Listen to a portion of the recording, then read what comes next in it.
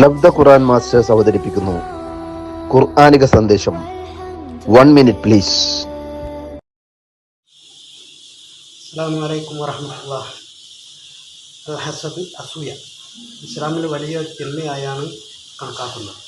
മനസ്സിൻ്റെ സമാധാനം കെടുത്തുന്ന ഒരു രോഗമാണ്.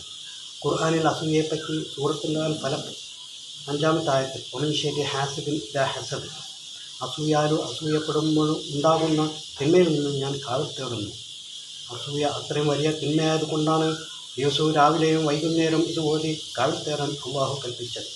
ഇമാം അബൂ ദാവൂദ് റിപ്പോർട്ട് ചെയ്ത ഒരു ഹദീസിൽ, നിങ്ങൾ അസൂയ സൂക്ഷിക്കുക, ഈ വിറക് തിന്നതുപോലെ അസൂയ നിങ്ങളുടെ സൽക്കർമ്മങ്ങളെ തിന്നു കളയും. ചുരുക്കത്തിൽ അസൂയ ഹൃദയത്തിൻ്റെ ഒരു രോഗമാണ്. അത് സമാധാനം കെട്ടും, സൽക്കർമ്മങ്ങളെ നശിപ്പിക്കും. പകരം അള്ളാഹുവിൻ്റെ വിധിയിൽ തൃപ്തിപ്പെടുകയും മറ്റുള്ളവർക്ക് വേണ്ടി പ്രാർത്ഥിക്കുകയും ചെയ്യുക, അതാണ് ഇസ്ലാമിൻ്റെ വഴി. അസൂയയിൽ നിന്നും അസൂയായുക്കളിൽ നിന്നും അള്ളാഹു നമ്മെ എല്ലാവരെയും കാത്തുരക്ഷിക്കുമാറാകട്ടെ. അസ്സലാമു അലൈക്കും വറഹ്മത്തുള്ളാഹി.